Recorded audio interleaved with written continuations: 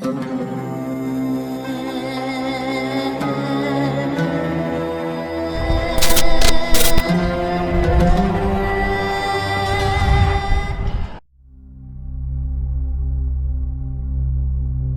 موقع پر دونوں فریق اوس اور خزرج ہدایت کی طرف واپس آ گئے اور انہیں معلوم ہو گیا کہ یہ ایک شیطانی وسوسہ اور یہودیوں کی سازش تھی، لہٰذا انہوں نے انا للہ و انا الیہ راجعون پڑھا اور بہت روئے۔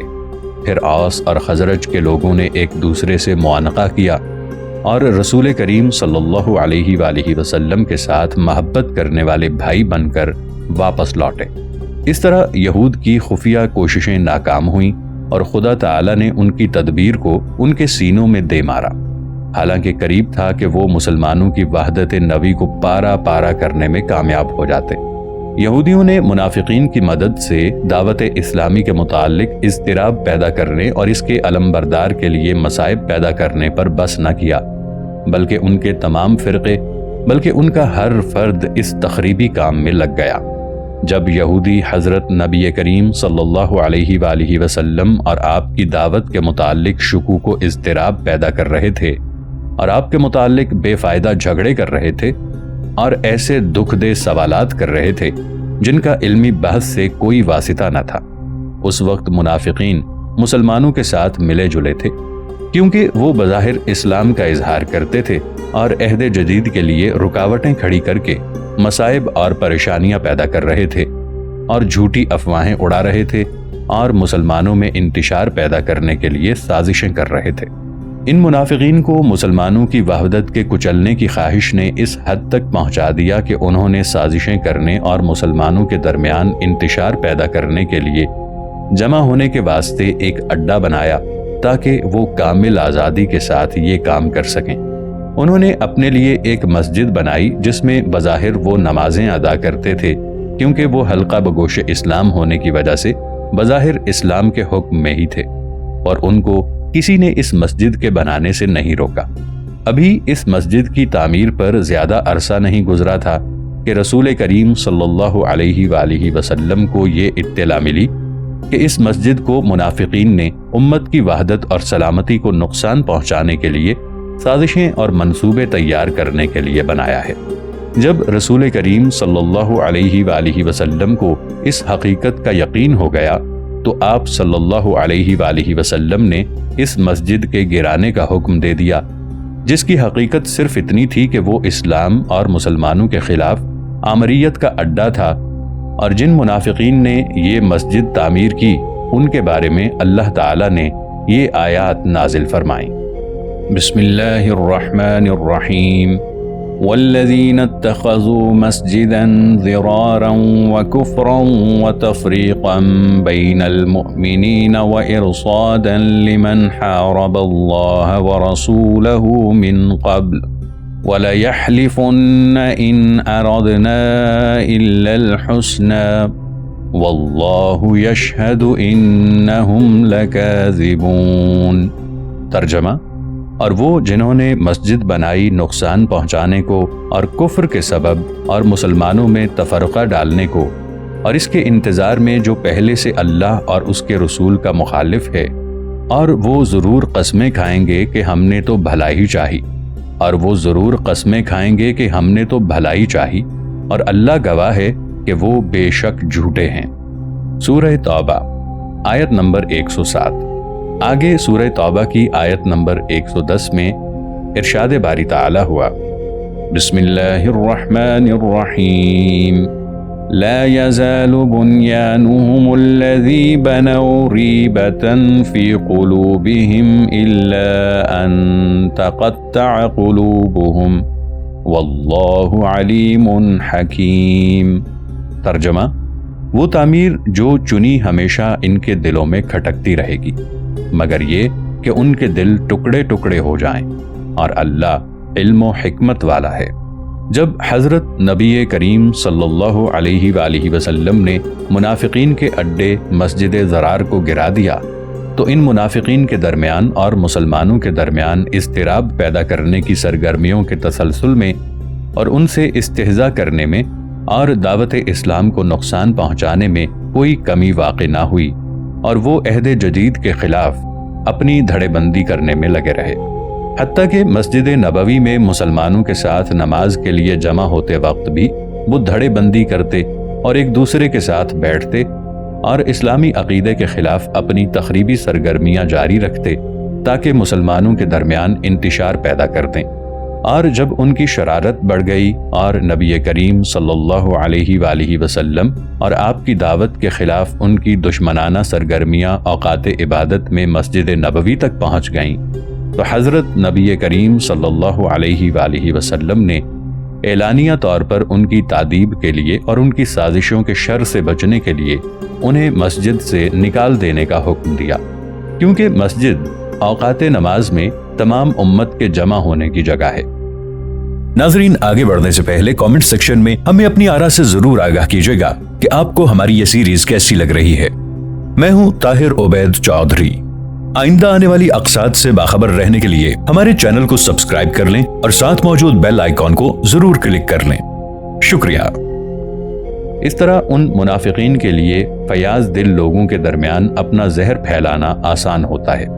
ابن اسحاق کا بیان ہے کہ یہ منافق لوگ مسجد میں حاضر ہوتے اور مسلمانوں کی باتیں سنتے اور ان کے دین سے تمسخر اور استہزاء کرتے۔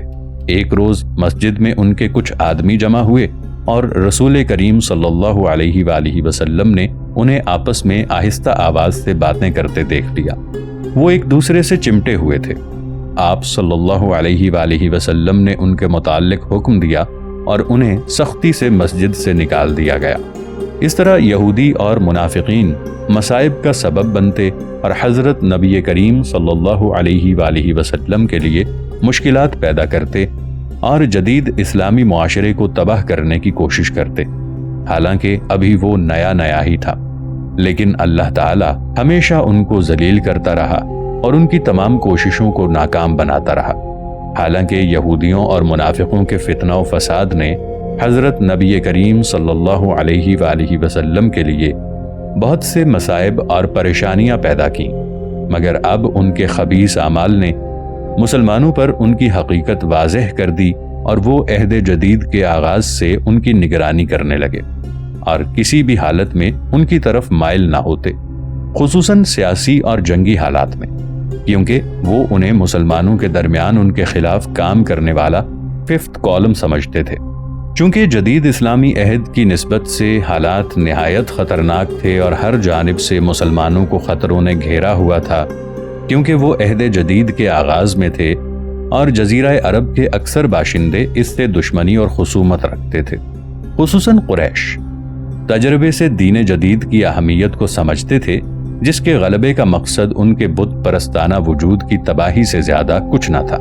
اس قسم کے اہم حالات میں بھی رسول کریم صلی اللہ علیہ وآلہ وسلم نے یہودیوں اور منافقین کے خلاف کوئی تادیبی کارروائی نہ کی، حالانکہ آپ کو یقین تھا کہ جدید معاشرے کے جسم کے اندر ان کی حیثیت بیماری کی گلٹی کی سی ہے۔ جب تک اسے جسم سے نکال نہ دیا گیا، یہ اس جسم کے لیے آلام کا باعث رہے گی۔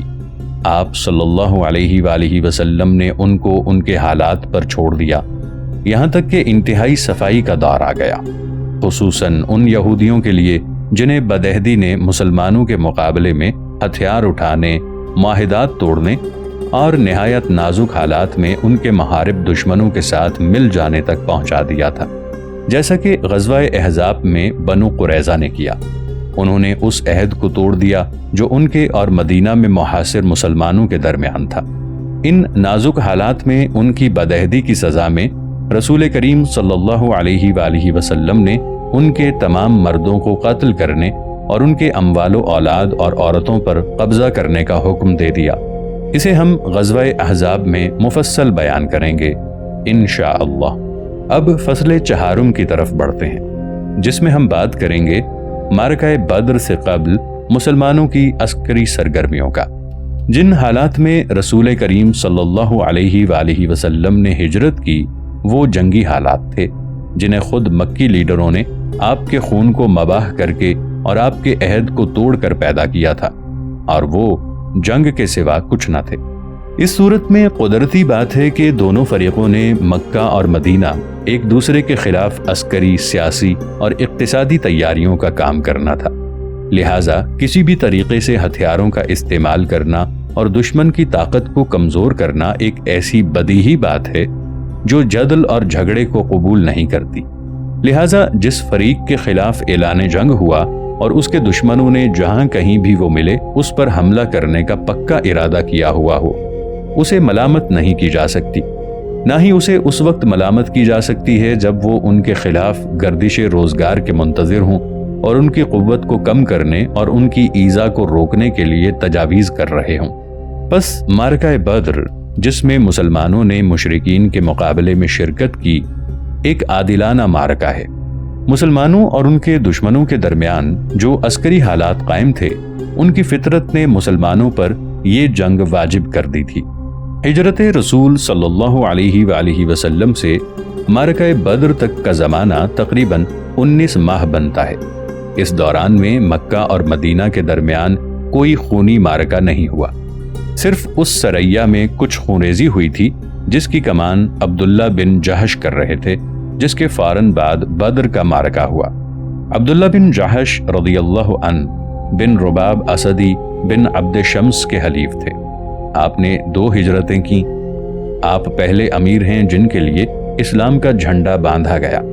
آپ احد کے روز شہید ہوئے رضی اللہ عنہ۔ بقیہ عسکری کارروائیاں جاسوسی پارٹیوں سے زیادہ مشابہ تھیں، جنہیں مسلمانوں نے مدینے کا گھیراؤ کرنے والے راستوں اور مکہ پہنچانے والے راستوں کے حالات معلوم کرنے اور ان قبائل کی طاقت کا جائزہ لینے کے لیے تیار کیا تھا جو علاقے کو گھیرے ہوئے تھے، اور کم از کم ان کا مقصد بعض قبائل سے مصالحانہ اور حلیفانہ تعلقات پیدا کرنا تھا۔ نیز یہ مقصد بھی تھا کہ مشرکین اور یہود کو بتا دیا جائے کہ مسلمان ہر پیش آمدہ زیادتی کو روکنے کی قوت رکھتے ہیں۔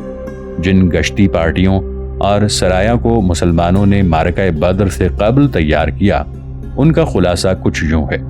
نمبر 1، جنگی گشتی پارٹی حضرت حمزہ بن عبد المطلب رضی اللہ عنہ کی کمان میں تیار کی گئی۔ اس میں 30 مہاجرین شامل تھے۔ یہ گشتی پارٹی قریش کے تجارتی قافلے سے ملی، جس کی حفاظت قریش کے 300 جانباز ابو جہل بن حشام کی کمان میں کر رہے تھے۔ یہ واقعہ ساحل سمندر کے پاس عائس کی جانب ماہ رمضان میں ہجرت کے پہلے سال پیش آیا، اور فریقین کے درمیان مجدی بن عمرو جہنی کی مداخلت کی وجہ سے جنگ نہ ہوئی۔ اس شخص نے سلامتی کی کبوتری کا پارٹ ادا کیا اور ان دونوں کے درمیان رکاوٹ بن گیا۔ عائس سمندر کی جانب منی اور مروہ کے درمیان ایک جگہ ہے۔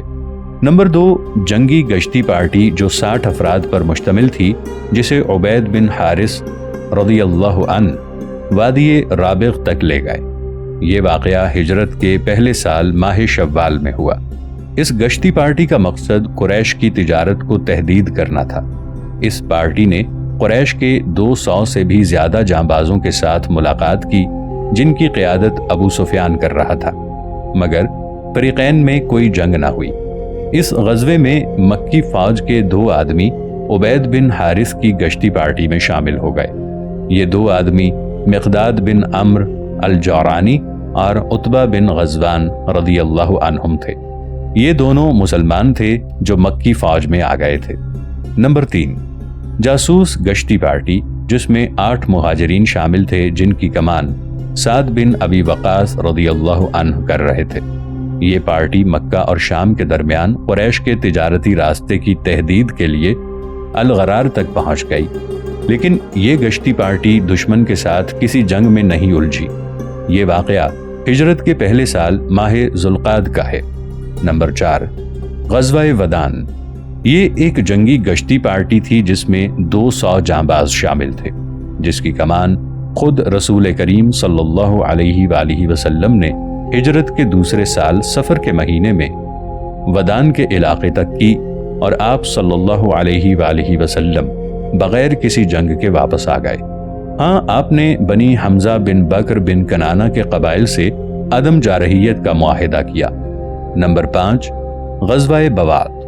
یہ ایک جنگی گشتی پارٹی تھی جس کی کمان خود رسول کریم صلی اللہ علیہ وآلہ وسلم نے علاقہ بوات تک اس راستے پر کی جو شام سے مکہ پہنچتا ہے۔ یہ ربیع الاول سن 2 ہجری کا واقعہ ہے۔ اس گشتی پارٹی کا مقصد قریش کے قافلے پر حملہ کرنا تھا، لیکن قافلہ بچ گیا اور حضرت صلی اللہ علیہ وآلہ وسلم بغیر جنگ کیے واپس آ گئے۔ اس گشتی پارٹی میں 200 سوار شامل تھے۔ نمبر 6، غزوۃ العشیرہ۔ یہ ایک جنگی گشتی پارٹی تھی جس میں 200 جانباز شامل تھے۔ اس کی کمان خود رسول کریم صلی اللہ علیہ وآلہ وسلم نے قریش کی تجارت کی تحدید کے لیے العشیرہ مقام تک کی، جو منیق کے علاقے میں واقع ہے، اور رسول کریم صلی اللہ علیہ وآلہ وسلم بغیر کسی جنگ کے واپس آ گئے کیونکہ قریش کا قافلہ اس علاقے سے گزر کر بچ گیا تھا۔ ہاں، آپ صلی اللہ علیہ وآلہ وسلم نے اس غزوہ کے دوران بنی مدلج اور ان کے حلیفوں بنی حمزہ سے عدم جارحیت کا معاہدہ کیا۔ یہ جمادی الاولیٰ سن 1 ہجری کا واقعہ ہے۔ نمبر 7، غزوہ بدر الاولیٰ۔ یہ ایک گشتی پارٹی تھی جو 200 جانبازوں پر مشتمل تھی۔ اس کی کمان خود رسول کریم صلی اللہ علیہ وآلہ وسلم نے کی۔ یہ واقعہ جمادی الاخرہ سن 2 ہجری کا ہے۔ آپ صلی اللہ علیہ وآلہ وسلم نے اس کے ذریعے مشرکین کی معمولی فوجوں کو بھگا دیا، جنہوں نے مدینہ کی چراگاہوں پر حملہ کر کے بعض مویشی لوٹ لیے تھے۔ حضرت صلی اللہ علیہ وآلہ وسلم ان کے تعاقب میں وادی سنوان تک پہنچ گئے جو بدر کے قریب ہے، لیکن آپ صلی اللہ علیہ وآلہ وسلم کو غارت گری کرنے والی فوجیں نہ ملیں، اور آپ صلی اللہ علیہ وآلہ وسلم بغیر کسی جنگ کے واپس آ گئے۔ معرکہ بدر سے قبل مسلمانوں نے جو آخری عسکری کارروائی کی وہ ایک جاسوس گشتی پارٹی کی تھی جسے عبداللہ بن جحش رضی اللہ عنہ کی کمان میں 8 مہاجرین سے تیار کیا گیا۔ یہ رجب سن 2 ہجری کا واقعہ ہے۔ اس گشتی پارٹی کو رسول کریم صلی اللہ علیہ وآلہ وسلم نے قریش کی خبروں کی جاسوسی کے لیے بھیجا اور اسے حکم دیا کہ وہ مکہ اور طائف کے درمیان گھات لگائے رکھے۔ آپ صلی اللہ علیہ وآلہ وسلم نے اسے جنگ کرنے کا حکم نہیں دیا تھا۔ نخلا مقام پر اس گشتی پارٹی کا قریش کے ایک قافلے سے مقابلہ ہو گیا جو سامان اٹھا کر مکہ جا رہا تھا۔ اس پارٹی نے ان کے ایک آدمی کو قتل کرنے کے بعد اس پر حملہ کر دیا۔ وہ قتل ہونے والا آدمی عمرو بن خضرمی تھا اور 2 آدمی ان میں سے قید کر لیے۔ اس قافلے پر قبضہ حاصل کرنے کے بعد یہ گشتی پارٹی انہیں مدینہ واپس لے آئی۔ ابن حضرمی پہلا مشرک تھا جسے مسلمانوں نے قتل کیا۔ اس طرح وہ قافلہ جس پر عبداللہ بن جحش رضی اللہ عنہ نے قبضہ کیا تھا وہ پہلا مال قریش کا تھا جس پر مسلمانوں نے قبضہ کیا۔ رسول کریم صلی اللہ علیہ وآلہ وسلم کو جب اس واقعے کی اطلاع ملی تو آپ ابن جحش کی گشتی پارٹی پر قتل کا واقعہ کرنے اور مال پر قبضہ کرنے کی وجہ سے ناراض ہوئے، اور آپ صلی اللہ علیہ وآلہ وسلم نے مقبوضہ مال میں سے کچھ لینے سے انکار کر دیا، کیونکہ قتل اور قبضے کا واقعہ ماہ رجب میں ہوا تھا جو حرمت والے مہینوں میں سے ہے جن میں جنگ کرنا حرام ہے، اور قریش نے بھی اس واقعے سے فائدہ اٹھایا اور انہوں نے مسلمانوں پر تان و تشنی کا حملہ کر دیا، کیونکہ انہوں نے حرمت والے مہینوں کی بے حرمتی کی تھی جن میں عرب قبائل کے اتفاق سے جنگ کرنا حرام ہے۔ وہ کہنے لگے کہ محمد صلی اللہ علیہ وآلہ وسلم اور ان کے اصحاب نے حرمت والے مہینے کو حلال کر لیا ہے اور اس میں خونریزی کی ہے اور اموال لوٹے ہیں اور آدمیوں کو قید کیا ہے۔ اس گشتی پارٹی کے آدمیوں کی اس الجھن سے اس وقت رہائی ہوئی جب آسمان سے وحی نازل ہوئی کہ مشرکین کے ساتھ ہر وقت جنگ کرنے کی اجازت ہے۔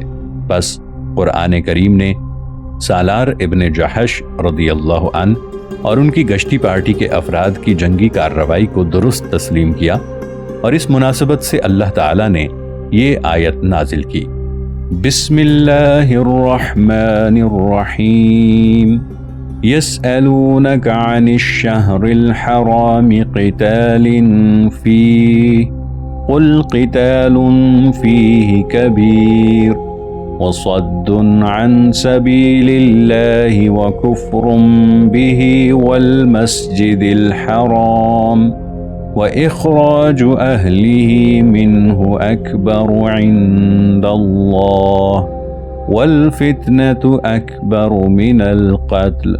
ترجمہ: تم سے پوچھتے ہیں ماہ حرام میں لڑنے کا حکم، تم فرماؤ اس میں لڑنا بڑا گناہ ہے، اور اللہ کی راہ سے روکنا اور اس پر ایمان نہ لانا اور مسجد حرام سے روکنا اور اس کے بسنے والوں کو نکال دینا اللہ کے نزدیک یہ گناہ اس سے بھی بڑے ہیں۔